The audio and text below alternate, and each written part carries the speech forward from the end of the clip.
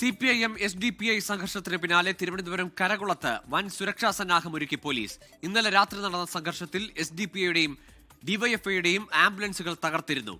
DYFIയുടെ പരാതിയിൽ SDPI പ്രവർത്തകർക്കെതിരെ police കേസെടുത്തു. രണ്ടാഴ്ചയിൽ കൂടുതലായി കരകുളം കായ്പാടി മേഖലയിൽ SDPI CPIM സംഘർഷം നിലനിൽക്കുകയാണ്.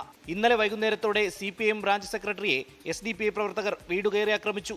തുടർന്ന് രാത്രി 11 മണിയോടെയാണ് മുഖംമൂടി അണിഞ്ഞ ഒരു സംഘം SDPI പ്രവർത്തകന്റെ വീട്ടിൽ നിർത്തിയിട്ടിരുന്ന ആംബുലൻസും മറ്റു വാഹനങ്ങളും അടിച്ചു തകർത്തത്.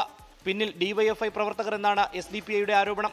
പിന്നാലെ മണിക്കൂറുകൾക്കകം നെടുമങ്ങാട് താലൂക്ക് ആശുപത്രിക്ക് മുന്നിൽ നിർത്തിയിട്ടിരുന്ന DYFI ബ്ലോക്ക് കമ്മിറ്റിയുടെ ആംബുലൻസിന് തീയിട്ടു. DYFIയുടെ പരാതിയെ തുടർന്ന് SDPI പ്രവർത്തകർക്കെതിരെ പോലീസ് കേസെടുത്തിട്ടുണ്ട്. എന്നാൽ നിലവിൽ SDPI പോലീസിൽ പരാതി നൽകിയിട്ടില്ല. ആക്രമണത്തിൽ പ്രതിഷേധിച്ച DYFIയും CPIMും നെടുമങ്ങാട് ടൗണിൽ പ്രതിഷേധ പ്രകടനം നടത്തി.